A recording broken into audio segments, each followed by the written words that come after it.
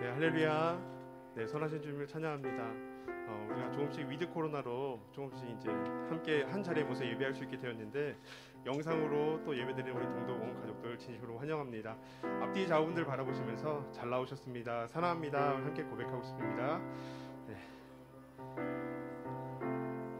날마다 우리의 힘을 가장 힘이 드실 때지만 사실 말씀을 돌이키고 우리의 삶을 돌아보시면 하나님이 가장 힘이 들다고 그때에, 하나님이 없다고 여기실 그때에 우리 삶을 가장 깊이 간섭하시고 인도하시는 길인 것들을 우리는 돌아보게 됩니다. 오늘도 그 말씀과 또 찬양을 통해서 우리에게 온전히 은혜와 진리와 또 말씀과 능력이 되시는 그 예수 그리스도를 우리 함께 고백하며 찬양하는 시간이 되었으면 좋겠습니다. 네.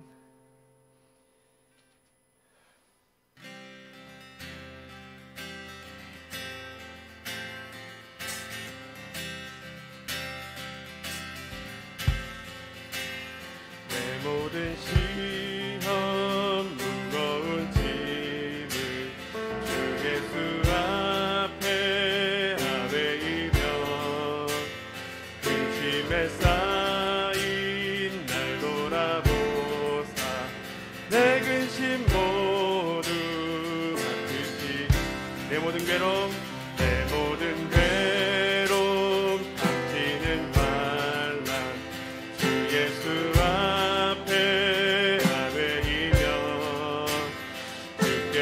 친히 날 구해주사 넓으신 사랑 베푸시네 무거운 짐을 나 홀로 지고 견디다 못해 쓰러질 때 불쌍히 여겨 구원해 주니 은혜의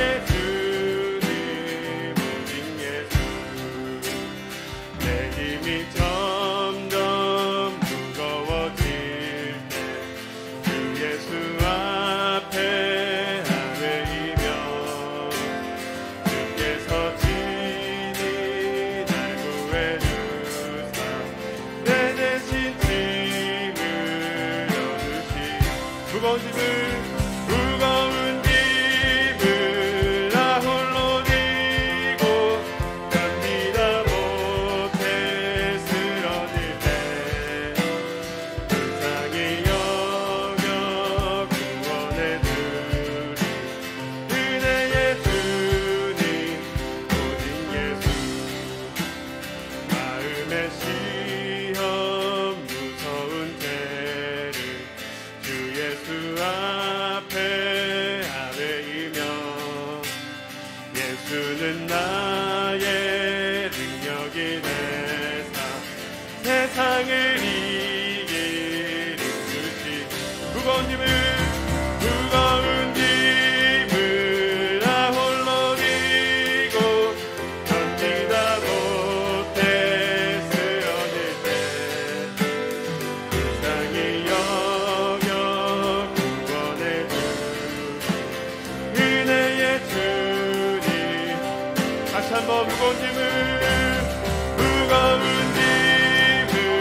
나 홀로 지고 견디다 못해 쓰러질 때 불쌍히 여겨 구원해 주리 은혜의 주님 오직 예수 불쌍히 여겨 구원해 주리 은혜의 주님 오직 예수 할렐루야. 우리의 소망이 되십니다. 그 예수 그리스도가 우리의 은혜가 되십니다.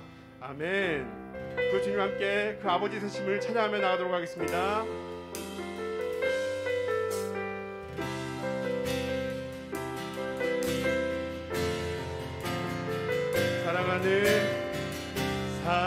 사랑하는 나의 아버지 이름 높여드리리라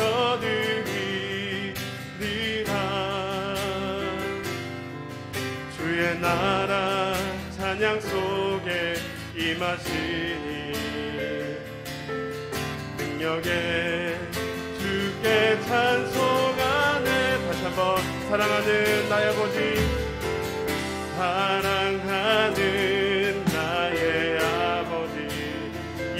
높여드립니다. 이름 높여드립니다. 주의 나라 찬양 속에 임하시니 능력에 주께 찬송하네. 전능하신 하나님 찬양 언제나 동일하신 주. 전능하신 하나님 찬양 영원히 다스리네. 다시 한번 사랑하는 나의 아버지, 사랑하는 나의 아버지, 이름 높여드립니다. 이름 높여드립니다. 주의 나라 찬양 속에 임하시니 능력에 주께 찬송하네. 전능하신 하나님 찬양 언제나 동일하신 주. 전능하신 하나님 찬양 영원히 다스리네. 나주 이름 높이니 나주의 이름 높이니 아멘. 나주의 이름 높이니 하늘 높이 올린 깃발처럼 주의 이름 높이 전능하신 하나님 찬양 언제나 동일하신 주. 전능하신 하나님 찬양 영원히 다스리니. 담담히 주님을 바라보면서 전능하신 하나님 찬양 언제나 동일하신 주. 전능하신 하나님 찬양 영원히 다스리네. 오늘도 우리의 온 마음을 다하여 아버지 되신 그 한 분만을 높이며 예배하며 찬양하길 원합니다.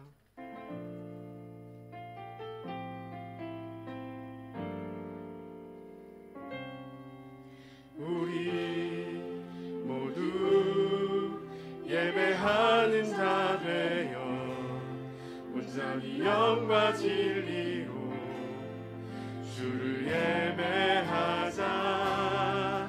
주가 우리와 함께 영원히 함께 하시고 마르지 않는 샘물로 우릴 채우시리. 우리 모두 예배하는 자 되어 온전히 영과 진리로 주를 예배하자.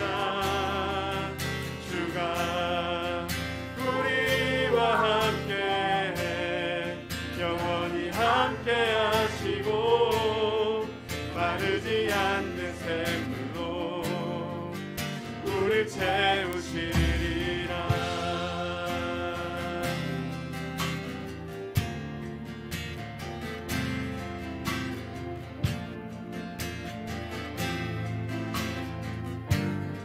함께 고백하겠습니다. 우리 모두 예배하는 자 되어 온전히 영과 진리로 주를 예배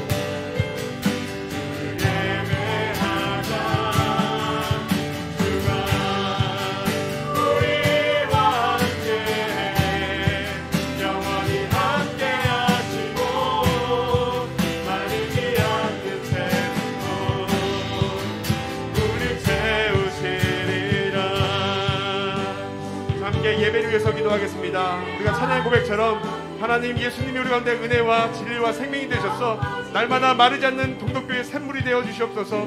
날마다의 생수와 빛이 되신 예수님을 찬양하며 목사님의 말씀을 통해 함께 기도하며 나아갑니다. 우리가 한마음으로 예배를 위해서 기도하겠습니다. 하나님 날마다 우리의 삶을 붙드시고 인도하시는 선하신 주님의 그 은혜를 기억하며 모두 예배 가운데 나아갑니다.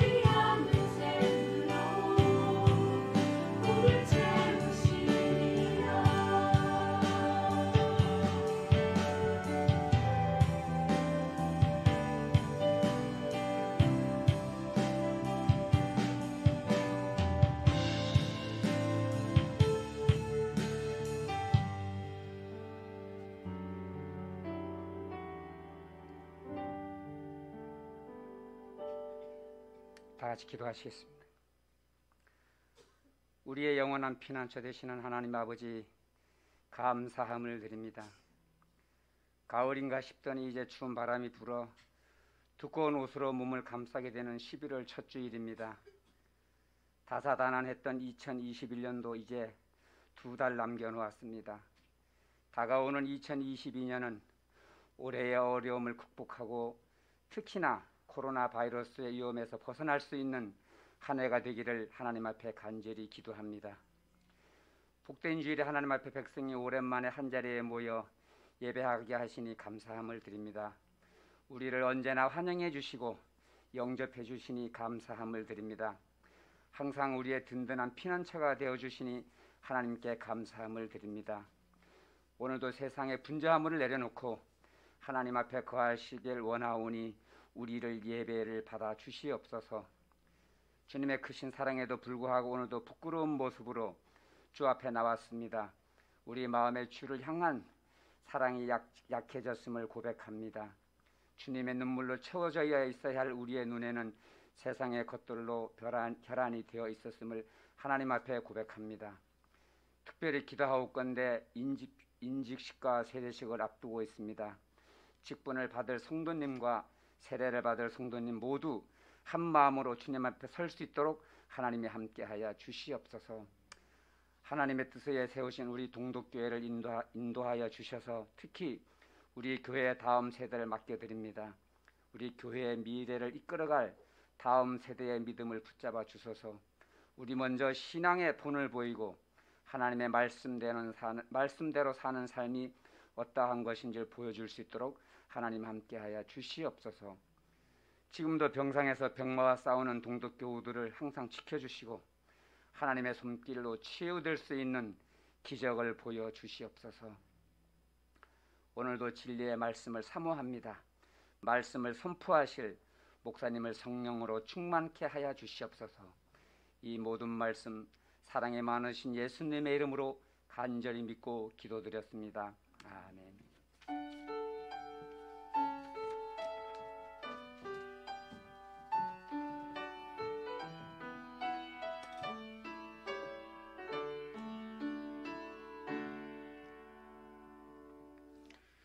우리 다 같이 자리에서 일어나셔서 찬송가 31장 함께 찬양하시겠습니다.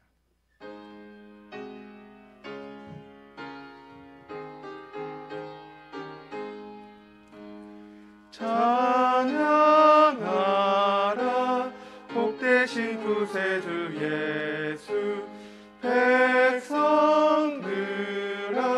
사랑을 전하세. 경배하라 하늘의 천군과 천사, 주님 앞에 영광을 돌리세. 목자같이 우리를 지키시고 종일 품에 늘 안아주시니 찬양하라 높으신 권세를. 찬양 찬양 찬양 영원히 드리세. 찬양하라 복되신 구세주 예수, 우리 대신 죽임을 당했네. 구주 영원한 구원의 소망 경배하며 겸손히 절하세. 찬양하라 우리 죄 지신 예수, 그의 사랑 한없이 크셔라. 찬양하라 높으신 권세를 찬양, 찬양 찬양 영원히 드리세. 찬양하라 복되신 구세주 예수, 천사들아 즐겁게 찬양해. 구주 예수 영원히 다스리시니 멸류관을 주 앞에 드리세. 구주 예수 세상을 이기시고 영광 중에 또다시 오시리. 찬양하라 높으신 권세를 찬양, 찬양 찬양 영원히 드리세. 다같이 사도신경으로 우리의 신앙을 고백하시겠습니다. 나는 전능하신 아버지 하나님 천지의 창조주를 믿습니다. 나는 그의 유일하신 아들 우리 주 예수 그리스도를 믿습니다. 그는 성령으로 잉태되어 동정녀 마리아에게서 나시고 본디오 빌라도에게 고난을 받아 십자가에 못 박혀 죽으시고 장사된 지 사흘 만에 죽은 자 가운데서 다시 살아나셨으며 하늘에 오르시어 전능하신 아버지 하나님 우편에 앉아 계시다가 거기로부터 살아있는 자와 죽은 자를 심판하러 오십니다. 거룩한 공교회와 성도의 교제와 죄를 용서받는 것과 몸의 부활과 영생을 믿습니다. 아멘. 다 자리에 앉으셔서 우리 하나님 말씀 함께 찾으시겠습니다. 함께 보실 하나님 말씀은 신약성경 누가복음 19장 1절에서 10절까지 말씀입니다. 제가 가진 성경 신약성경 128페이지 누가복음 19장 1절에서 10절까지 말씀.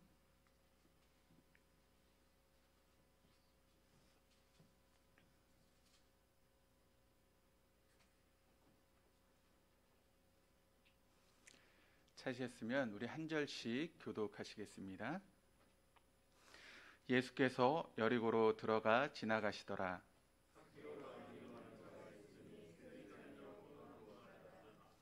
그가 예수께서 어떠한 사람인가 하여 보고자 하되 키가 작고 사람이 많아 할 수 없어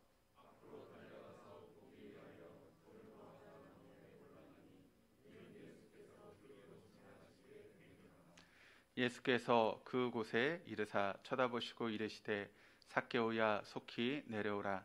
내가 오늘 내 집에 유하여야 하겠다 하시니 무사람이 보고 수군거려 이르되 저가 주인의 집에 유하러 들어갔도다 하더라.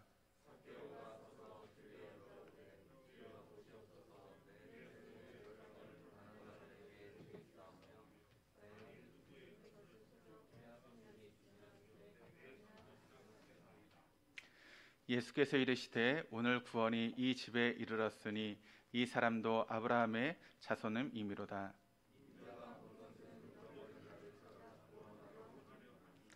아멘. 시간 우리 옆에 있는 분들하고 인사하시겠습니다. 하나님이 우리와 함께 계십니다.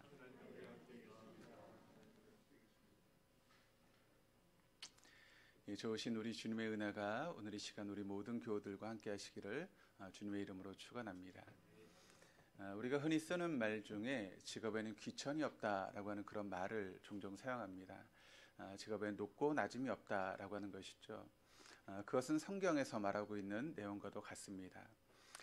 신약 시대에 들어오면서 만인 제사장, 그러니까 우리 모두가 거룩한 직분을 받은 제사장이다라고 이야기를 하면서 우리가 모두 다 거룩한 직을 감당하고 있다.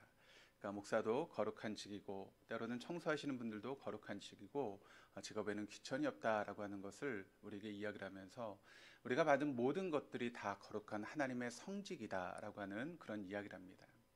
여러분 그렇죠? 예, 하나님께서 우리에게 주신 모든 직업은 다 성직입니다.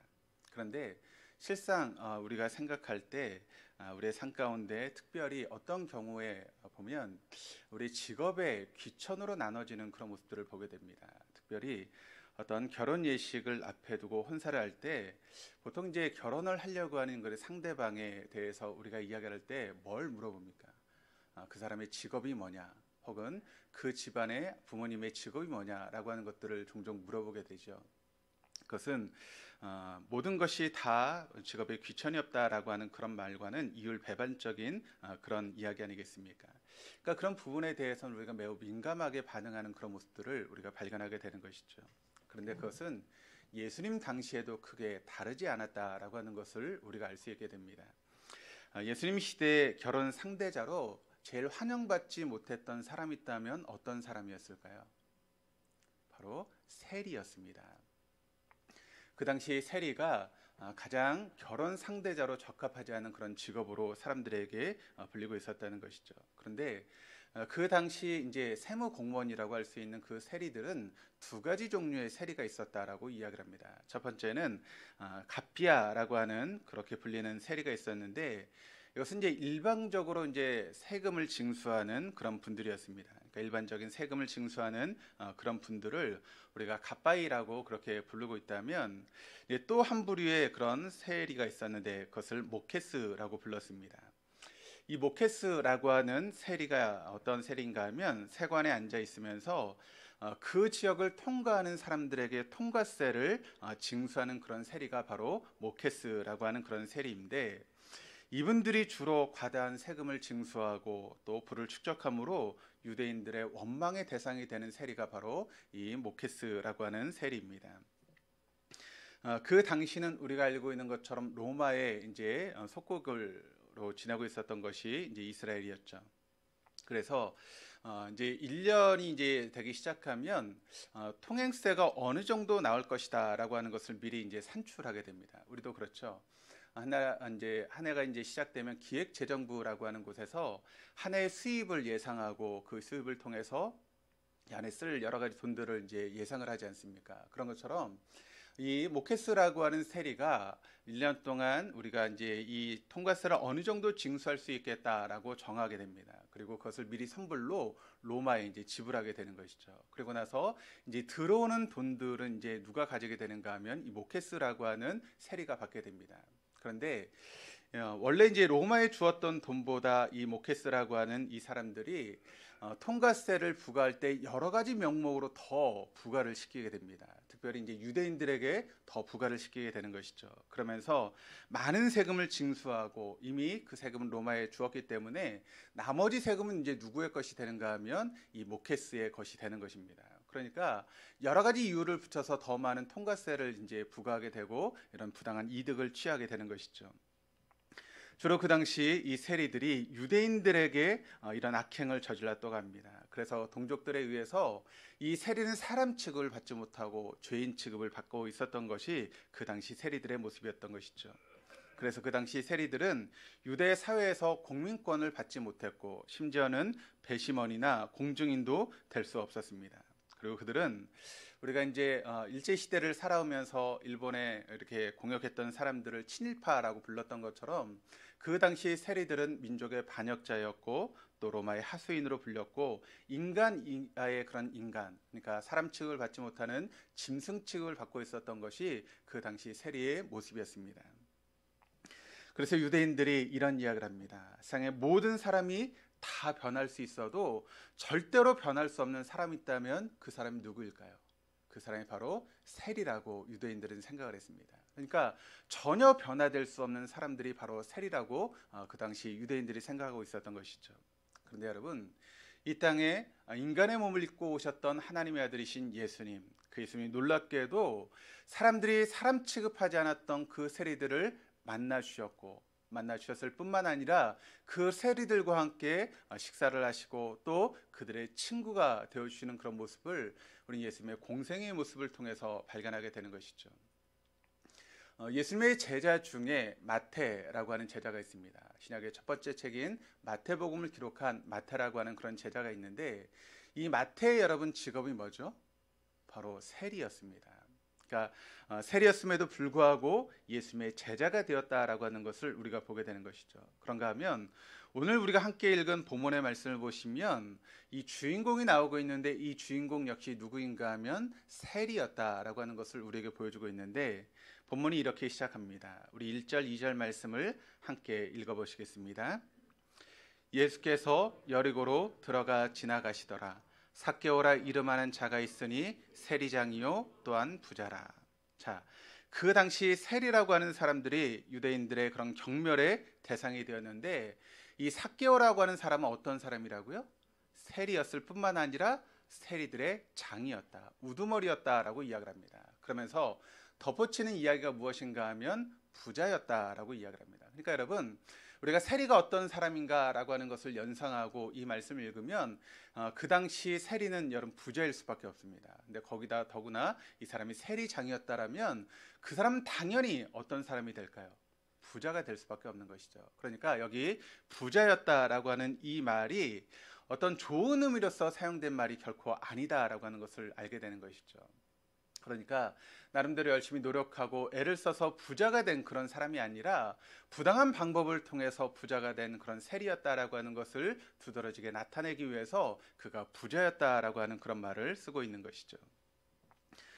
자, 그런데 놀랍게 이런 일이 일어나고 있습니다. 그가 예수를 만나고 나서 마지막 8절 말씀을 보시면 이런 고백을 하고 있는데, 우리 8절 말씀을 한번 같이 읽어보도록 하시겠습니다.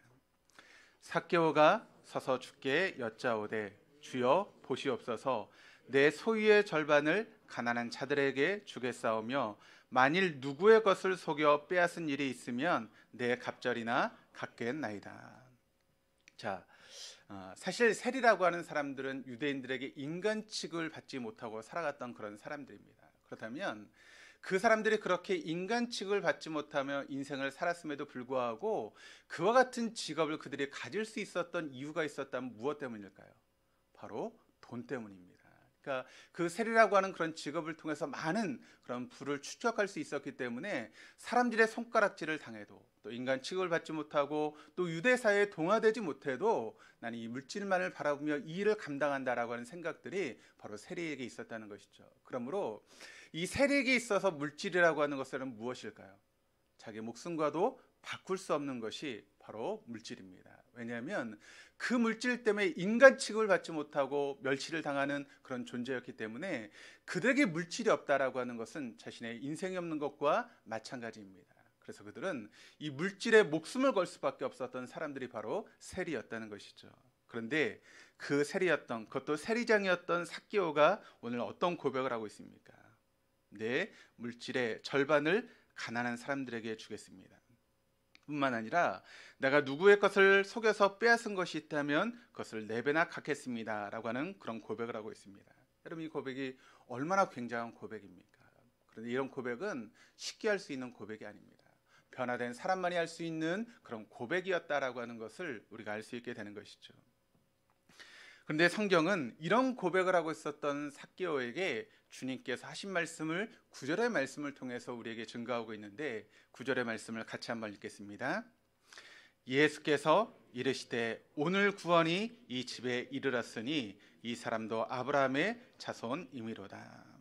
자, 놀라운 하나님의 구원이 바로 그 집에 임했다라고 하는 것을 예수님께 선포하시는 그런 말씀의 내용입니다. 자, 그렇다면 오늘 시대를 살아가는 여러분, 또 저에게도 이런 변화와 이런 구원이 우리에게도 가능할 수 있는 것일까요? 나도 새 인간, 새 인생을 살아갈 수 있는 그런 존재가 되어줄 수 있는 것일까요? 여기 새로운 삶의로의 그런 초대가 있는데, 새 인간과 새 인생을 살아갈 수 있는 그런 비결이 있다면 무엇이겠습니까? 오늘 말씀을 통해서 우리가 그 비결을 발견하고 우리의 삶이 새로워지는 놀라운 역사가 저와 여러분의 삶 가운데 있기를 주님의 이름으로 축원합니다. 새 인생 또 새로운 삶을 살기 위해서 우리에게 필요한 첫 번째는 예수가 어떤 분인가에 대해서 우리가 관심을 가져야 한다는 것입니다. 정말 새 인생이 되고 싶다면 먼저 예수가 누구인가에 대해서 우리가 관심을 가져야 된다는 것이죠. 오늘 본문 3절 말씀을 보시면 이렇게 기록을 합니다. 우리 같이 읽겠습니다. 그가 예수께서 어떤 사람인가 하여 보고자 하되. 자, 그가 삭개오가 예수가 어떤 사람인가 하여 보고자 했다. 그러니까 예수에 대한 호기심이 있었다라고 하는 것을 오늘 말씀이 우리에게 증거하고 있죠. 저는 이것을 거룩한 호기심이다라고 그렇게 이야기하고 싶습니다. 거룩한 호기심, 이 호기심을 가졌던 많은 사람들이 결국 새로운 인생으로 변화된 삶을 살 수 있었다라고 하는 것을 우리는 성경의 말씀을 통해서 발견하게 되는 것이죠.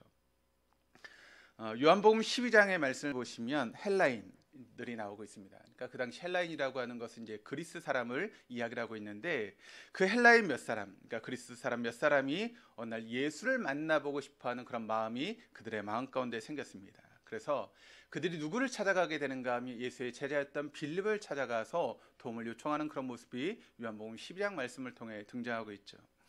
요한복음 12장 21절 말씀을 보니까 이런 말씀이 있습니다. 우리가 예수를 배우고자 하나이다 하니, 우리가 예수를 만나고 싶습니다라고 하는 그런 면회 신청을 지금 하고 있는 것이죠. 저는 이것이 세상에서 가장 거룩한 면회 신청이다라고 이야기를 하고 싶습니다. 지금도 여러분 이런 면회를 신청하는 사람마다 새로운 인생으로 초대될 수 있다라고 하는 것을 여러분 잊지 마시기를 바랍니다. 왜냐하면 성경은 우리에게 여러분 계속해서 강조하면서 이야기하고 있는 말씀이 있는데, 우리가 잘 알고 있는 마태복음 7장 7절의 말씀이 이렇게 증거합니다. 구하라 그리하면 너희에게 주실 것이요, 찾으라 그리하면 찾아낼 것이요, 문을 두드리라 그리하면 너희에게 열릴 것이니라. 우리가 예수를 찾고자 하는 그런 마음을 가지고 구하고 찾고 두드리면 우리가 반드시 예수를 만나게 될 것이다 라고 하는 것을 하나님께서 우리에게 약속하시며 주셨던 그런 말씀입니다. 그러므로 누구든지 예수에 대해 관심을 가지고 그 예수를 찾고자 할 때 예수님께서 우리를 만나 주실 것입니다. 뿐만 아니라 사도 바울은 심지어 우리에게 이렇게 말하고 있습니다. 고린도후서 5장 17절 말씀을 보시면 그런즉 누구든지 그리스도 안에 있으면 새로운 피조물이라, 이전 것은 지나갔으니 보라 새 것이 되었도다. 그렇습니다. 우리가 그리스도 안에 있을 때 모든 사람들이 다 새로운 사람이 되어줄 수 있다는 것이죠. 이전 것은 다 지나가고 우리의 삶 가운데 새로운 인생을 살아갈 수 있는 놀라운 역사가 우리의 삶 가운데 주어지게 된다라고 하는 것을 사도 바울이 우리에게 증거하며 이야기를 하고 있습니다. 이 시대에 가장 영향력 있는 설교자 중에 한 사람인 존 오트버크라고 하는 그런 목사님이 계십니다. 근데 이분이 책을 하나 썼는데 굉장히 유명한 그런 명저인데 예수는 누구인가라고 하는 그런 책을 썼습니다. 이 책이 총 12장으로 되어 있는 그런 책인데 그 장마다 이제 제목을 정해놓고 예수가 누구인가에 대해서 이제 소개하고 있는 그런 책인데 거기 이제 소개되는 예수에 대해서 이제 이야기를 하면 이렇게 소개를 하고 있습니다. 첫째는 BC와 AD 사이에 있었던 한 사람. 그러니까 예수님의 탄생을 통해서 BC와 AD가 나눠지지 않습니까? 그러니까 그 BC와 AD 중간에 딱 있었던 분이 바로 예수님이라는 것이죠. 두 번째는 무엇인가 하면 품위. 그러니까 이것은 세속적인 품위를 이야기를 하고 있는데 세속적인 품위가 없어도 고귀한 인생을 살아갔던 사람, 그분이 바로 예수님이었다는 것입니다. 예수의 인생을 보면 여러분 세상적으로 내놓을 것이 아무것도 없는 그런 사람 아니었습니까? 그럼에도 불구하고 가장 고귀한 인생을 살아갔던 분이 누구인가 하면 바로 예수다라고 하는 것을 이야기를 하고 있습니다. 또 세 번째는 사랑 때문에 분노했던 이율배반적인 긍휼의 사람. 사랑 때문에 분노했던 이율배반적인 긍휼의 사람. 네 번째가 재밌는데 여자의 마음을 완벽하게 안 남자. 그래서 여러분 예수를 믿는 분들 보면 남자가 많을까요? 여자가 많을까요? 여자가 많죠. 그것은 예수님이 여자의 마음을 완벽하게 알았기 때문에 그렇다라고 그렇게 소개를 하고 있습니다. 다섯 번째는 세상의 교육을 바꾼 목수. 여섯 번째는 스스로 노예의 수건을 들러쓴 높으신 분. 7번째는 원수를 이웃으로 삼았던 용서의 사람. 8번째는 황제의 세계를 허물었던 신민지인. 9번째는 인간은 누구나 위선자임을 일깨워 주었던 철학자. 그리고 10번째는 12명과 함께 세상을 영원히 바꿔놓은 한 사람. 그리고 11번째는 이것도 재밌습니다. 결혼의 신성을 부여한 독신남. 결혼이 얼마나 중요하다는 것을 우리가 가르치셨는데 본인은 독신남으로 살았다는 것이죠. 그리고 12번째는 온 세상에 영감을 불어넣은 유태인이라고 그렇게 예수에 대해 소개를 하고 있습니다. 여러분, 하나하나가 얼마나 의미 있는 그런 모습입니까? 예수님이 살았던 그 삶의 모습을 보면 예수님의 삶 자체가 얼마나 의미 있는 삶을 살고 얼마나 놀라운 삶을 살고 우리에게 얼마나 도전이 되는 그런 삶을 살았는지를 바로 이 책이 우리에게 증거하고 있는 것이죠. 몇 가지 더 첨부하자면, 스스로 사형 선고를 내린 유태인의 왕, 무덤과 사망과 지옥 속에 누운 하나님의 아들, 그러나 약속대로 죽음을 이기시고 부활하고 살아계신 예수 그리스도라고 그렇게 소개를 하고 있습니다. 여러분, 얼마나 놀라운 분입니까? 이런 분이 여러분 세상에 있다면 우리는 어떨까요? 그 사람에 대해서 관심을 가지지 않겠습니까? 가끔 텔레비에 이제 어떤 분들이 나와서 막 이야기를 하죠. 예전에 어떤 스님 한 분이 나와서 막 이야기를 했더니 사람들이 그 스님에 대해서 막 관심을 가지고 막 유행이 일어났던 적이 있지 않습니까? 그 사람을 비교하면 예수님이 얼마나 위대한 존재입니까? 그렇다면 인간적으로도 우리가 여러분 관심을 가져야 될 분이 예수님이신데, 그런데 우리 인간적인 관심을 뛰어넘어 우리가 그 예수를 알아가는 그런 모습들이 우리에게 필요한 것 아니겠습니까? 여러분, 이런 분을 관심 갖고 싶지 않으십니까? 이런 분을 만나고 싶은 그런 마음이 여러분 안에 있지 않으십니까? 우리가 신약 성경을 열면 이제 처음에 나오는 4권을 우리가 복음서다라고 그렇게 이야기를 합니다. 사복음서가 나오는데 그 사복음서의 첫 번째가 마태죠. 근데 그 저자였던 마태는 예수에 대해서 이렇게 이야기를 합니다.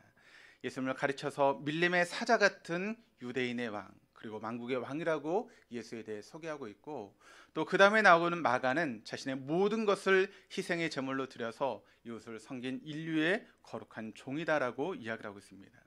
누가는 그가 본래 하나님의 아들이었으나 참된 인간의 아들로 진정한 인간됨을 우리에게 보여주었던 휴머니스트다라고 그렇게 이야기를 하고 있습니다.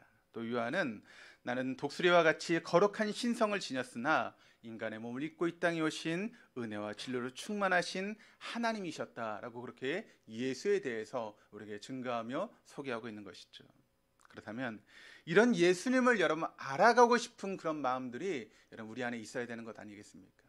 그 예수에 대한 관심과 그 예수님을 좀 더 알고 싶어하는 그런 마음들이 우리의 마음 가운데 있어야 된다는 것이죠. 그저 교회의 뜰만 받고 돌아가는 그런 인생이 아니라 정말 내가 예수를 만나고 그 예수를 알아감으로 우리 인생이 새로워지는 그런 도전이 우리의 삶 가운데 있어야 될 줄 믿습니다. 저는 그런 마음이 우리 동도의 교우들의 마음 가운데 있기를 주님의 이름으로 축원합니다. 예수를 좀 더 알고 싶어하는 마음, 예수에 대해서 관심을 가지고 그 예수를 닮아가고자 하는 그런 마음들이 저와 여러분의 마음 가운데 있었으면 좋겠습니다. 그런데 여러분, 무엇 때문에 여러분의 마음을 빼앗기고 있습니까? 무엇 때문에 여러분의 정신이 온통 여러분 그것을 빼앗기고 삶을 살고 있습니까? 무엇이 분주해서 인생을 살아가면서 예수에 대한 관심도 가지지 못하고 예수를 알려고 하는 그런 마음도 가지지 못한 채 분주하게 삶을 살고 계십니까? 세상에 그 어떤 것보다 우리가 관심을 가져야 될 것은 바로 예수입니다. 아파트가 얼마나 올라가느냐, 그것에 대해서 관심을 가져야 될 것이 아니라 우리가 관심을 가져야 될 것은 바로 예수라는 것이죠. 이 말씀을 준비하면서 제가 좀 회개했습니다. 어떤 회개를 했는가 하면 우리 동네 막 이렇게 집값이 막 올라가고 그런 것을 생각하면서 자꾸 거기에 관심을 제가 가지고 있는 것 같았습니다. 그래서 뭐 아파트가 얼마고 또 이 동네 빌라 가격이 얼마고 내가 왜 도대체 부동산 업자도 아닌데 그런 데 관심을 갖나라고 하는 그런 생각을 하면서 내가 좀 더 예수에 대해서 관심을 가져야겠다라고 하는 그런 마음을 가지게 되었습니다. 근데 이 마음이 저의 마음일 뿐만 아니라 우리 동덕의 모든 교우들의 마음이 될 수 있기를 주님의 이름으로 축원합니다.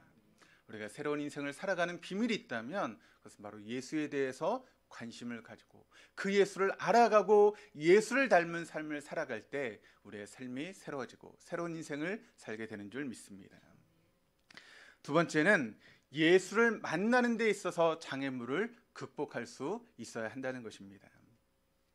자, 본문으로 돌아와서 삭개오의 사건을 우리가 되돌아보면 3절에서 예수님이 어떤 분이신가에 대해서 삭개오가 알기를 원했습니다. 그래서 예수를 만나려고 하는 그런 마음을 가지게 된 것이죠. 그런데 이 삭개오에게는 예수를 만난 데 있어서 장애물이 있었다는 것입니다. 어떤 장애물인가 하면 그는 키가 작았다는 것입니다. 그리고 그는 그 키가 작았음에도 불구하고 나가서 예수를 만나야 되는데 사람들이 너무나 많았다라고 그렇게 소개를 하고 있습니다. 저희가 다음 주에 임직식이 있습니다. 임직식이 있어서 임직식을 준비하기 위해서 저희 집사람하고 남대문에 뭔가를 좀 사러 갔습니다. 그랬더니 거기에 누가 왔었는가 하면 윤석열 씨가 왔더라고요. 그랬더니 막 사람들이 주변에 막 엄청 모여 있더라고요. 대통령 후보만 와도 여러분 사람들이 많아가지고 그곳으로 가지 못하는데, 여러분 인류의 구원자인 예수님이 왔다라고 하는 소식이 들렸을 때 얼마나 많은 사람들이 여러분 인산일을 이루면서 그곳에 모였겠습니까? 키가 작은 삭개오 입장에서 보면 그 예수 앞에 나간다는 것은 불가능에 가까운 그런 일이었습니다. 왜냐하면 그는 세리장이었기 때문에 사람들에게 미움을 받는 사람들이었습니다. 그래서 사람들을 헤집고 예수 앞에 나간다, 여러분 그것이 얼마나 사람들에게 미움의 털이 박히는 그런 일이겠습니까? 그러면 좀 멀리 떨어져서 보면 좋겠는데 이 사람은 키가 작았습니다. 그러니 여러분 예수를 볼 수 있는 방법이 없었던 것이죠. 그런데 자기 마음속에 일어났던 예수를 만나고자 하는 그런 거룩한 호기심을 결코 포기할 수 없었던 것이죠. 나는 정말 예수를 만나고 싶다라고 하는 그런 마음이 바로 이 삭개오의 마음 가운데 있었습니다. 그를 예수를 만나려고 하는 그런 마음 가운데 그에게 장애물이 있었지만, 그러나 그 장애물을 뛰어넘는 예수를 만나고자 하는 열망이 바로 삭개오에게 있었다는 것이죠. 그래서 여러분 그 삭개오가 이 장애를 극복하기 위해서 어떻게 행동하고 있습니까? 자, 4절의 말씀을 한번 같이 읽어보시겠습니다. 앞으로 달려가서 보기 위하여 돌무화과 나무에 올라가니 이는 예수께서 그리로 지나가게 되밀어라. 자, 그가 예수를 보기 위해서 그 장애물을 극복하기 위해서 어떻게 했습니까? 나무 위로 올라갔다라고 이야기를 하고 있습니다. 그러니까 그 나무의 키에 자기의 키를 더하면 예수를 볼 수 있다라고 하는 그런 마음이 삭개오에게 있었기 때문에 그가 나무 위로 올라가게 된 것이죠. 지금도 수많은 사람들이 이 성지를 순례하고 있습니다. 그리고 그 순례 길 중에 바로 이 삭개오가 올라갔던 이 돌무화과 나무를 방문하고 거기서 이제 그것들을 이제 보게 되는 것이죠. 그 돌무화과 나무가 예수님 당시에 있었던 삭개오가 올라갔던 돌무화과 나무가 아직까지 이제 남아 있는 것으로 알려지고 있고, 그래서 성지 순례를 가면 이제 거기를 가게 됩니다. 한번 보시죠.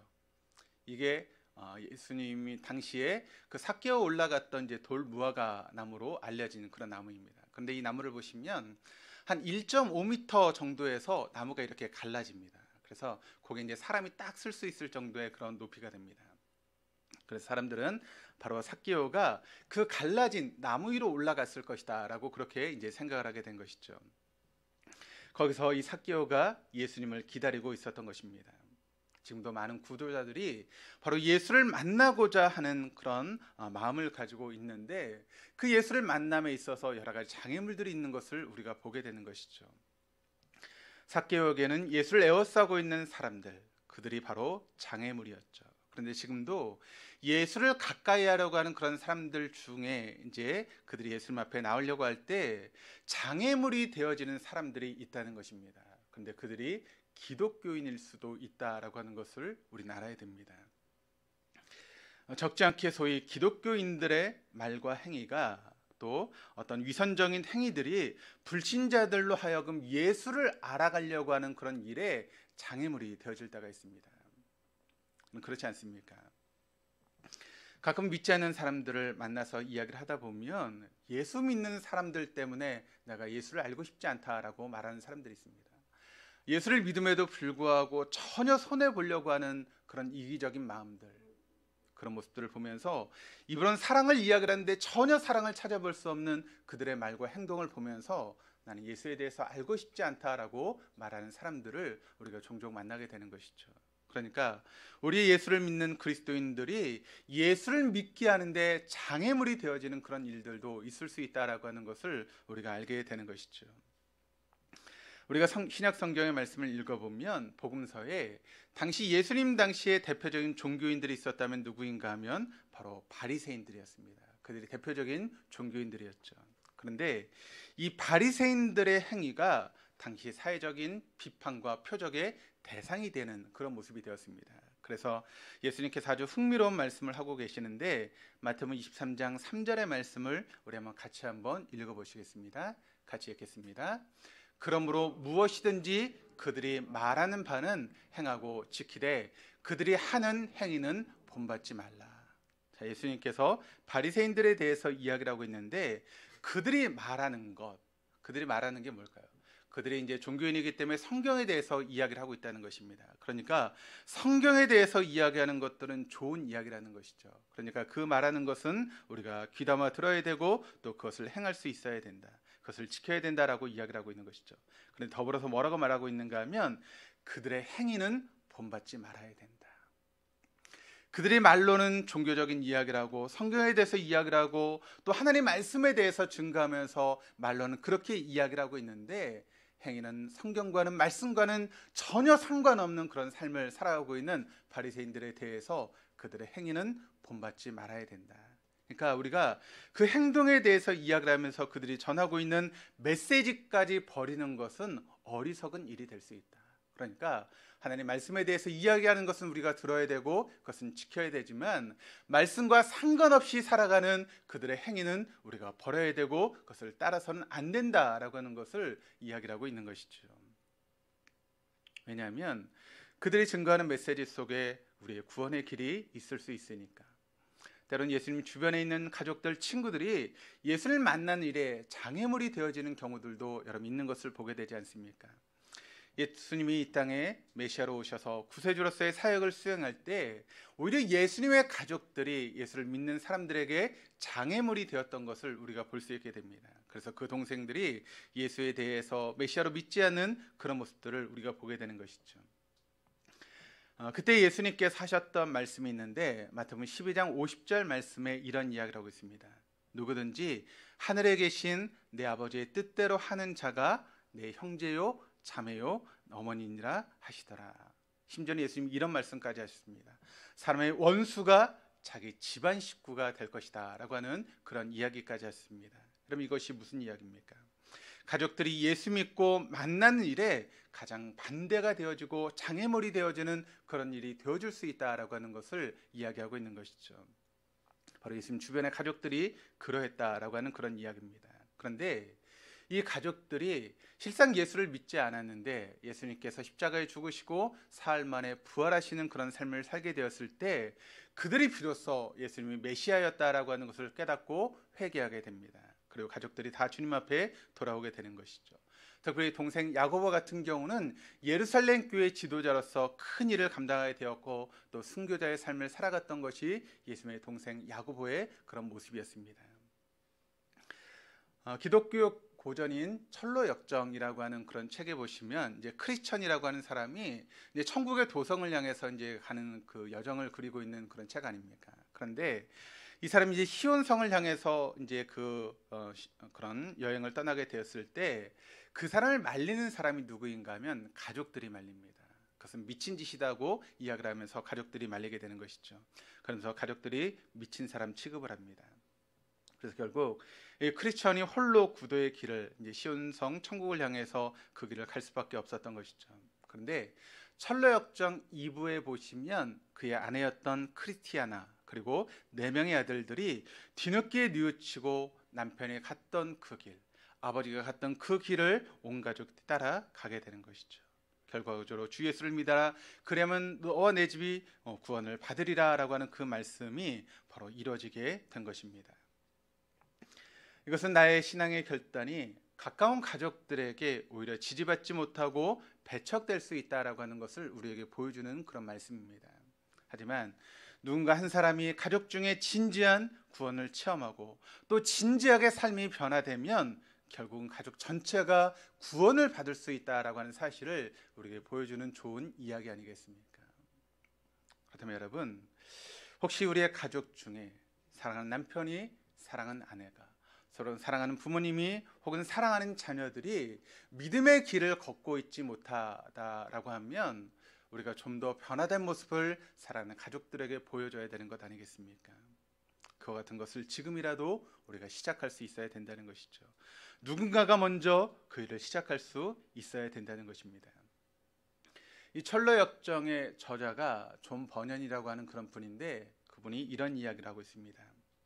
내가 참으로 구원을 받을 수가 있다면, 그러니까 이분이 예수를 믿기 전에 이제 했던 고백인데, 내가 참으로 구원을 받을 수 있다면 나는 누구라도 만나겠다. 나는 어디라도 가겠다. 나는 무엇이라도 하겠다. 주님, 내가 구원받기 전에 내 목숨을 가져가지 말아 주십시오. 장애물을 극복할 수 있어야 우리가 진짜 구원의 길을 걸어갈 수 있는 것이고 새로운 인생을 살아갈 수 있기 때문에 그러합니다. 여러분이 인생 가운데 믿음의 길을 걸어갈 때 장애물이 있다 할지라도 그것을 두려워하지 말고 그 장애물을 극복하심으로 새로운 인생을 살아갈 수 있는 동독의 모든 교우들 다 될 수 있기를 주님의 이름으로 축원합니다. 세 번째, 우리가 새로운 인생을 걸어가기 위해서 우리에게 필요한 것이 있다면 예수를 우리의 마음과 집에 영접할 수 있어야 한다는 것입니다. 본문에 나타난 삭개오가 장애를 극복하고 돌무화과 나무에 올라갔을 때 예수님께서 보였던 반응이 5절의 말씀을 통해 나타나고 있는데, 우리 5절의 말씀을 같이 읽겠습니다. 예수께서 그곳에 이르사 쳐다보시고 이르시되 삭개오야 속히 내려오라. 내가 오늘 내 집에 유하여 하겠다 하시니. 이때 삭개오가 어떤 반응을 보였을까요? 삭개오야 라고 예수님께서 부르셨을 때, 그럼 삭개오의 이름을 부르시는 예수님을 지금 삭개오가 만나고 있는 것이죠. 어떻게 내 이름을 알게 되셨을까? 아니, 어떻게 이 수많은 사람들 중에 예수님이 내 이름을 알고 있는 것인가? 내가 예수를 만난 적도 없고 예수님에 대해서 들은 이야기도 없고 내 소식이 전해지지도 않았을 텐데 어떻게 예수께서 나의 이름을 알고 있을까? 그렇다면 내 이름을 아시는 예수님이라면 나의 모든 것도 아시는 분이 바로 주님이다라고 하는 그런 생각을 하게 되지 않았을까요? 그렇다면 저분은 분명히 하늘이 보낸 메시아이다. 구원의 주님인 것을 깨닫게 되는 그런 순간이 되어진 것입니다. 그리고 그의 결단이 이루어지게 되는데 6절 말씀이 이렇게 증가합니다. 급히 내려와 즐거워하며 영접하거늘. 그는 자기 집에 예수를 모시고 예수님을 자신의 구주와 주님으로 결단하는 그런 결단의 시간을 가지게 되는 것이죠. 그때 예수님께서 그에게 이런 선포를 하십니다. 9절 말씀을 보시면 예수께서 이르시되 오늘 구원이 이 집에 이르렀으니 이 사람도 아브라함의 자손이미로다. 너도 아브라함의 자손이야. 너도 믿음의 자손이야. 너도 하나님께서 구원하시는 하나님의 자녀야 라고 하는 그런 선포가 바로 이어지게 되는 것이죠. 우리 요한복음 1장 12절의 말씀을 한번 읽어보시겠습니다. 영접하는 자 그 이름을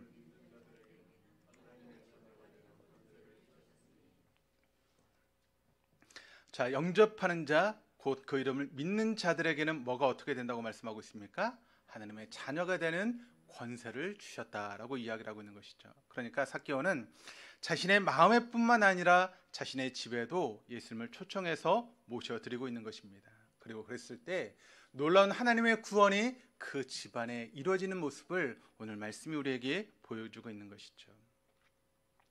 자, 이제 우리는 이 본문의 말씀을 묵상하면서 가장 중요한 마지막 결론의 말씀을 우리가 보게 되는데 10절 말씀이 이렇게 증가합니다. 인자가 온 것은 잃어버린 자를 찾아 구원하려 함이니라. 인자는 예수님을 말씀하고 있는 것이죠. 예수님께서 이 땅에 오신 이유가 무엇인가? 바로 잃어버린 자를 찾아 그들을 구원하시기 위해서 예수님께서 이 땅에 오셨다라고 그 예수님께서 직접 밝히고 있는 것이죠. 우리는 본문의 이야기를 시작하면서 본문의 스토리가 삭개오라고 하는 세리장이 예수를 만나기 위해서 예수님을 찾아가고 있는 그런 이야기로 우리는 이 말씀을 받아들이고 있습니다. 그런데 실상은 그렇지 않습니다. 본문을 다 읽고 나서 결론을 우리가 뒤집어야 되는데 이건 삭개오가 예수를 만나려고 하는 그런 이야기가 아니라 예수님께서 삭개오를 찾아오시고 삭개오를 만나려고 하는 그런 이야기다라고 하는 것을 우리가 알아야 됩니다. 이것은 삭개오가 예수님을 찾아온 것이 아니라 예수께서 삭개오를 찾아가 그가 살고 있던 여리고 도성을 의도적으로 찾아오신 것입니다. 세리 삭개오가 예수님에 대한 관심을 표명하기에 앞서서 예수님은 그의 이름을 알고 계셨고 그의 인생의 갈등을 알고 계셨고 그 인생의 고뇌를 알고 계셨으며 그의 변화에 대한 갈망도 아시고 계셨다는 것입니다. 그래서 그 삭개오를 변화시키고 그를 구원하시기 위해서 예수께서 삭개오를 찾아 여리고로 오신 것이 바로 이 말씀의 내용이다라고 하는 것을 우리는 잊지 말아야 됩니다. 이런 예수님을 여러분 알고 싶지 않으십니까? 걱정하지 마십시오. 예수님 여러분을 더 먼저 알고 싶어 하십니다. 당신이 아닌 모든 것을 아시는 그분이 여러분의 이름을 부르면서 우리 곁에 다가오십니다. 예수를 만나고 싶으십니까? 걱정하지 마십시오. 그가 더 여러분들을 만나고 싶어 하시기 때문에 그분이 우리 곁에 언제나 다가오시며 우리와 함께하고 있다라고 하는 것을 여러분 잊지 마시기를 바랍니다. 그리고 우리에게 말씀하십니다. 그냥 마음의 문만 열어. 내 집도 내게 열어. 그럼 내가 들어가서 너희와 함께하고 너희를 구원할 거야. 이 예수님의 초청에 대해서 여러분은 어떻게 응답하시겠습니까? 우리가 마음의 문을 열고 그 예수님을 받아들이고 그 예수님과 함께하고 그 예수님을 알아가려고 하는 그런 마음이 우리의 마음 가운데 있다면 우리는 새로운 삶을 살게 될 것입니다. 새로운 인생을 살아나게 될 것입니다. 그래서 고린도후서 6장 2절 말씀이 우리에게 이렇게 증거합니다. 보라 지금은 은혜 받을 만한 때요. 보라 지금은 구원의 날이로다. 코로나 시대를 보내면서 2년 가까이 우리가 현장에서 예배 드리기도 했지만 영상으로 예배 드리면서 오랜 시간 동안 우리의 신앙이 좀 어려운 가운데 있었습니다. 그런데 이런 어려움을 보내면서 우리가 다시 한번 우리의 신앙을 점검할 수 있는 그런 시간이 되었으면 좋겠습니다. 이 코로나 시대를 보내고 또 새로운 목회에 대해서 고민을 하면서 앞으로 이제 어떻게 목회를 해야 되는가라고 하는 그런 부분에 대해서 많이 고민하고 또 생각하고 공부하고 있는 가운데 있습니다. 그래서 제가 다음 주부터는 우리 교회가 어떠해야 되겠다라고 하는 그런 부분을 가지고 설교를 하려고 시작을 합니다. 그런데 우리가 그런 설교를 듣기 전에 먼저 우리에게 필요한 것이 있다면 바로 예수에 대한 관심과 또 예수에 대한 그런 마음을 가지고 주님 앞에 나오고 우리의 마음의 문을 열어놓는 것이 중요한 줄 믿습니다. 저도 한 주간 기도하면서 말씀을 준비하려고 합니다. 여러분들도 한 주간 기도하시면서 이제 앞으로 선포될 말씀을 나의 말씀으로 받아들이고 그 말씀을 우리의 마음에 새김으로 우리 교회가 변화되어지고 또 우리 교회가 새로워지고 우리 성도의 모든 삶들이 새로워지는 놀라운 역사가 우리 동덕교회 안에 있기를 주님의 이름으로 축원합니다. 오늘의 은혜, 오늘의 구원을 놓치지 마시고 오늘 여러분이 새 인간, 새 인생이 될 수 있는 마지막 기회다라고 하는 그런 마음을 가지고 예수를 붙들 수 있는 우리 동덕의 모든 교우들 다 될 수 있기를 주님의 이름으로 축원합니다. 성찬식을 거행하도록 하시겠습니다. 잠시 눈을 감으시겠습니다. 이제 조용히 기도하시면서 오늘 우리에게 주셨던 레마의 말씀, 오늘 주셨던 말씀을 우리의 마음에 새기면서 붙잡으시기를 바랍니다. 잠깐 묵상하면서 기도하시겠습니다.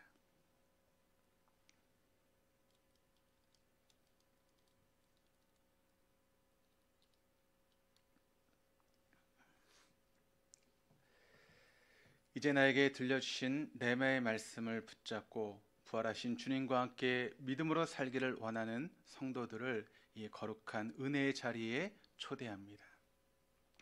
다 같이 찬송가 228장 오 나의 주님 친히 배우니 우리 1절 4절 부르시면서 이제 떡을 받는 시간을 갖도록 할 텐데 여기 나눠드린 그 성찬 보시면 이제 위에 이제 비닐을 뜯어내시면 떡이 나옵니다. 그 떡을 들고 계시다가 함께 성찬에 참여하도록 하겠습니다. 다 같이 찬송 228장 우리 1절 4절 찬양하시겠습니다.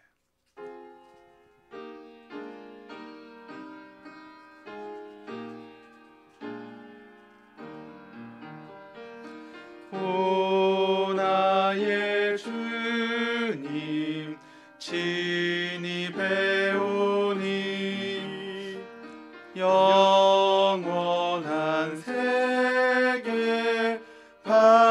밝히 나타나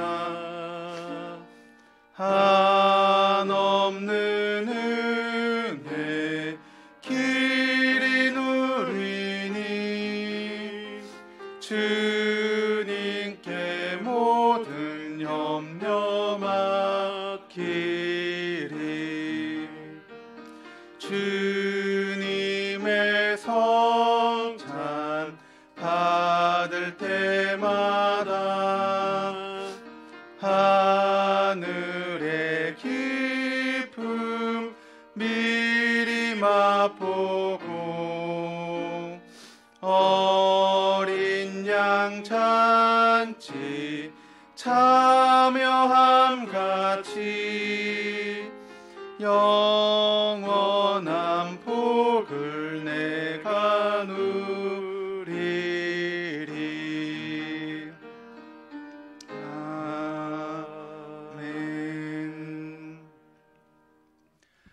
내가 여러분에게 전한 것은 주께 받은 것입니다. 주 예수께서 잡시던 밤에 떡을 들어 축사하시며 말씀하셨습니다. 이것은 너희를 위하여 내어주는 나의 몸이니 이것을 먹을 때마다 나를 기억하여라. 사랑하는 성도 여러분, 우리 손에 들려진 이 작은 떡은 우리가 받아야 될 진노와 고통을 대신 담당하시기 위해서 채찍에 맞으시고 찢기시고 십자가에 못 박히신 예수의 몸을 의미합니다. 이 떡에 참여함으로 신적 교환을 이루어 주신 주님의 임재를 경험하며 온 교회가 주님 안에서 한 몸을 이룰 수 있는 은혜가 있기를 주님의 이름으로 축원합니다. 기도하시겠습니다. 참 좋으신 하나님, 외아들 예수 그리스도를 이 땅에 보내주시고 십자가에 달려 죽게 하심으로 신적 교환을 이루어주심을 감사합니다. 이 떡을 믿음으로 받아 먹을 때 모든 죄가 사함을 받고 어둠의 권세가 물러가고 자신의 힘으로 도저히 끊을 수 없었던 죄의 습성들이 끊어지고 마음의 상처가 치유되는 역사가 이루어지게 하여 주옵소서. 우리를 위해서 죽으시고 다시 살아나셔서 우리의 그리스도와 삶의 주인이 되시는 예수 그리스도 이름으로 기도드립니다. 아멘. 다 같이 떡에 참여하시겠습니다.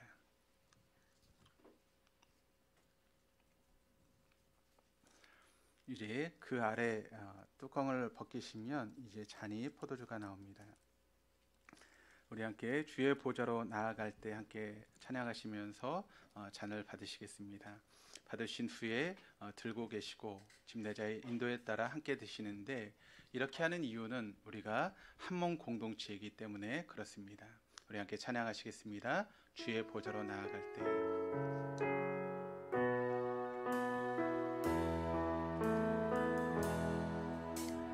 주의 보좌로 나아갈 때에 어떻게 나가야 할까?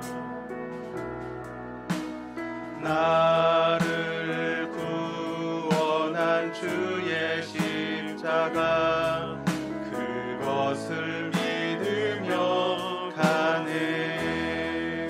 주의 보좌로, 주의 보좌로 나아갈 때에 나 여전히 부족하나. 나를 품으신 주의 그 사랑, 그것을 믿으며 가네. 자격 없는 내 힘이 아닌 오직 예수님의 보혈로, 자격 없는 내 힘이 아닌 오직 예수님의 보혈로.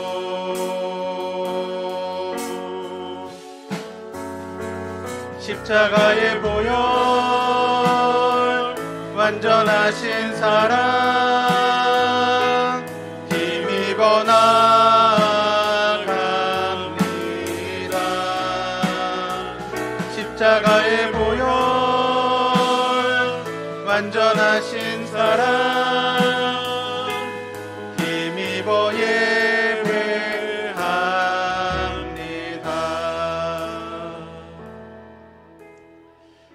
감사 후에 또 잔을 들고 말씀하셨습니다. 이것은 죄 사함을 얻게 하려고 너희를 위하여 흘리는 나의 피니 이것을 마실 때마다 나를 기념하여라. 사랑하는 성도 여러분, 우리 손에 들려진 포도주는 우리를 죄에서 구원해 주셔서 그리스도의 정결한 신부가 되게 하시고 마지막 때에 다시 오셔서 우리를 데려가시겠다 약속하신 어린 양의 혼인잔치에 참여하게 하실 예수님의 거룩한 보혈을 의미합니다. 이 잔을 믿음으로 받아서 이제부터 영원한 하나님 나라에 대한 소망을 가지고 부활하신 예수님과 동행하며 승리하는 삶을 살아갈 수 있기를 주님의 이름으로 축원합니다. 기도하시겠습니다. 참 좋으신 하나님, 십자가에 달려 죽으신 예수님을 다시 살려주셔서 우리로 하여금 부활의 소망을 가지고 살아가게 하시니 감사합니다. 이 잔을 믿음으로 받아서 이제부터 영원한 하나님 나라에 대한 소망을 가지고 부활하신 예수님과 동행하며 승리하는 삶을 살아가게 하여 주옵소서. 우리를 위해 죽으시고 다시 살아나셔서 우리의 그리스도와 삶의 주인이 되시는 예수 그리스도 이름으로 기도드립니다. 아멘. 찬양에 참여하시겠습니다.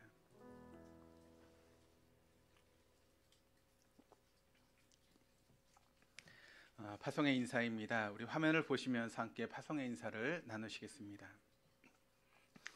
우리 주님은 십자가에 달려 죽으셔서 우리의 저주를 축복으로 바꾸어 주셨습니다. 우리 주님은 십자가에 달려 죽으셨다가 다시 살아나셔서 우리의 그리스도와 주가 되셨습니다. 우리 주님은 마지막 때에 다시 오셔서 우리를 어린 양의 혼인잔치에 초대해 주실 것입니다. 성찬을 받은 여러분, 이런 믿음을 가지고 세상으로 나아가 축복의 통로로 살아가십시오. 같이 읽으시겠습니다. 아멘. 성찬을 받은 우리는 부활하신 주님을 모시고 세상으로 나아가 축복의 통로로 살아가겠습니다. 아멘. 교회 소식 함께 보도록 하시겠습니다.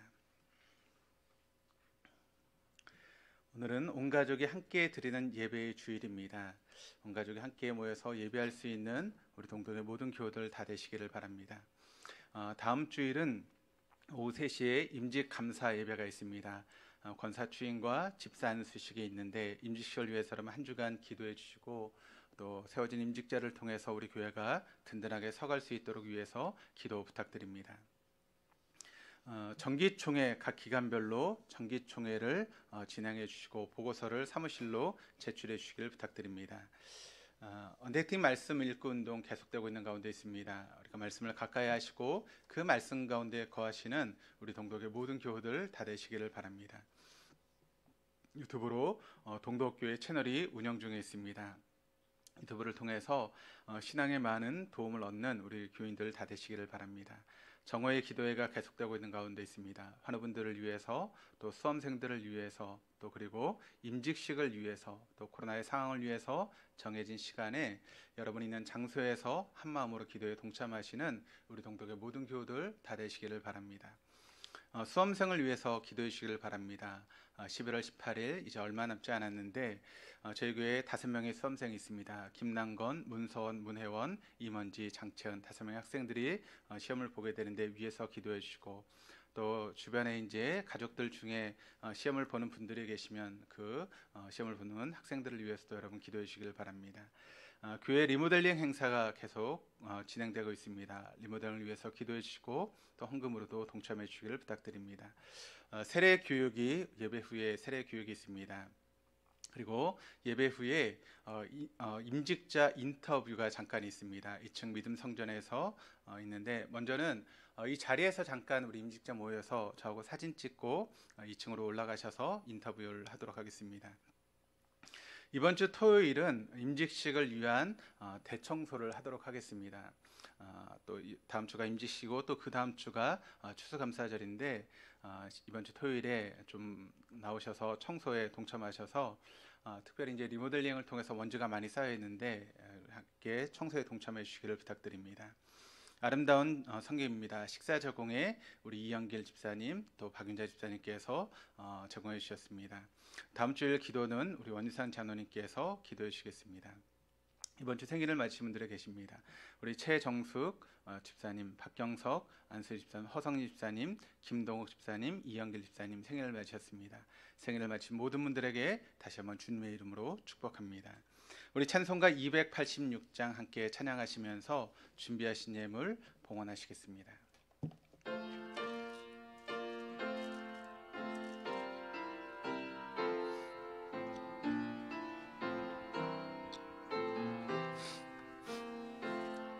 주 예수님 내 맘에 오사 날 붙들어 주시고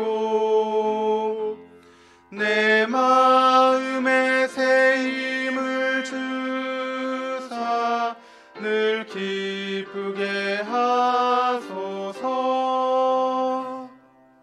사랑의 주 사랑의 주 내 맘속에 찾아오사 내 모든 죄 사하시고 내 상한 맘 고치소서. 주 예수님 내 맘에 오사 내 소원 다하시고 내 무거운 짐 맡아주사 참 평안을 주소서. 사랑의 주 사랑의 주 내 맘속에 찾아오사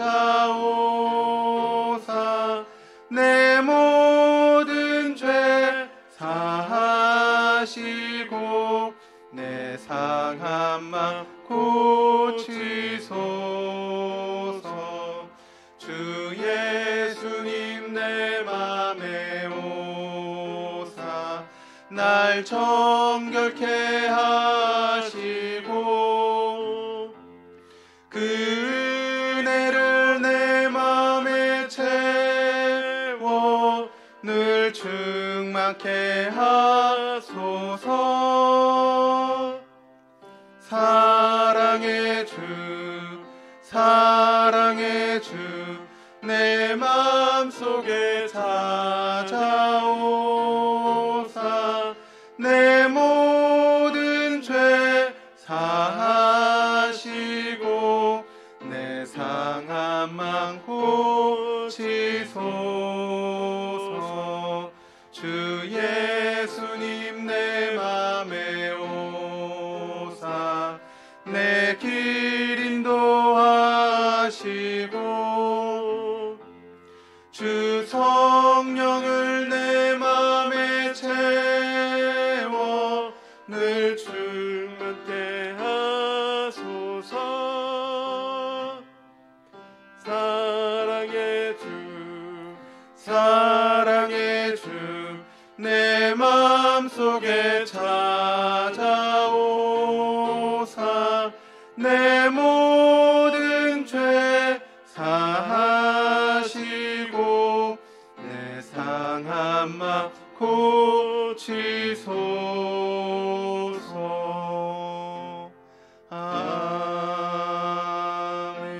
아멘. 드린 예물을 위해서 기도하시겠습니다. 활기찬 생명의 능력을 거저주시기를 기뻐하신 하나님 아버지, 아침부터 저녁까지 하늘 양식으로 살게 하시고 순간순간마다 주님과 함께하는 즐거움을 내려주신 귀한 사랑과 은혜를 감사드립니다. 오늘도 말씀대로 주님의 은혜에 감사하며 온몸과 마음으로 정성을 다해 예물을 드립니다. 소득의 11조를 구별하여 주님 앞에 바칩니다. 하나님 말씀하신 대로 우리에게 넘쳐 흐르도록 채우신 하나님의 복이 우리의 삶 가운데 있게 하여 주시옵소서. 일상 가운데 만나는 하나님의 은혜를 여러 가지 제목으로 감사하는 헌금도 올려드립니다. 선교사가 된 마음으로 성경을 드리고 또 교회 건축과 리모델링을 위해서 건축 헌금을 드립니다. 주일 헌금과 주령 헌금, 하나님 또 구제 헌금과 장학 헌금, 여러 가지 명목으로 주님 앞에 예물을 드리는 손길마다 하나님의 다함이 없는 복과 은혜를 내리워 주시옵소서. 교회의 부흥과 복음의 전파를 위해서 교회 안팎에서 열심으로 충성하는 헌신한 자녀들이 있사오니 그들을 기억하여 주시고 동일한 복을 내려주시기를 기도합니다. 교회 처소마다 위에서 일하는 모든 이들에게 주의 은혜와 긍휼이 넘치게 하여 주옵소서. 이제 위드 코로나의 시대를 맞이하여서 우리가 함께 모여 예배할 수 있는 시간이 오게 하심을 감사드립니다. 이제 함께 이곳에 모여서 한 마음으로 예배할 수 있는 우리 동독의 모든 교우들 되게 하시고, 그럴 때 우리 교회 부으시는 놀라운 하나님의 은혜와 복이 넘치게 하여 주옵소서. 함께 예배 드리지 못하고 이 자리에 없는 이웃들도 하나님 기억하여 주셔서 다음 시간에 이 자리를 기억하고 함께 모여 예배할 수 있도록 그들의 삶을 주관하시고 인도하여 주옵소서. 감사드리며 예수 그리스도 이름으로 기도드립니다. 아멘. 다 일어나셔서 우리 파송의 찬양 함께 찬양하시겠습니다.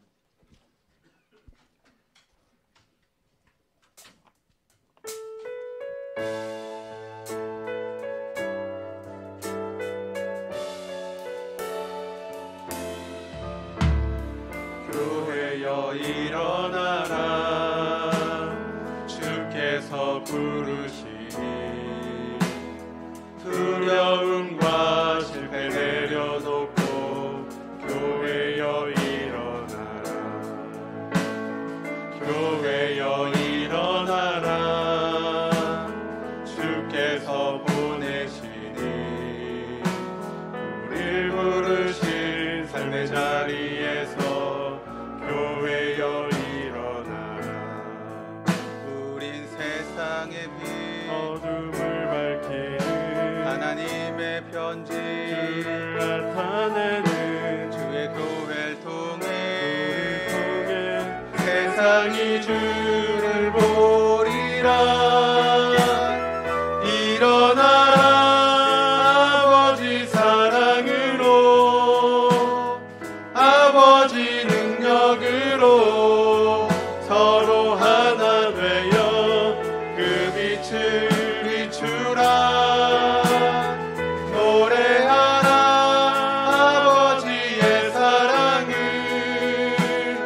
아버지의 크심을 이 삶의 노래로 주님을 나타내라. 일어나라.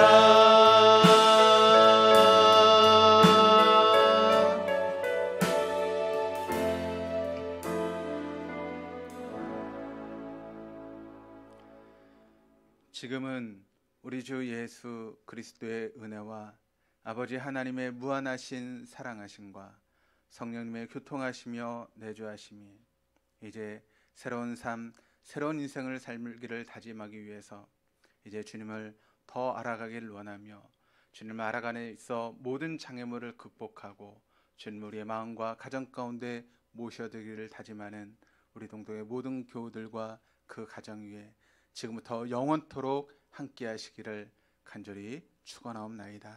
아멘.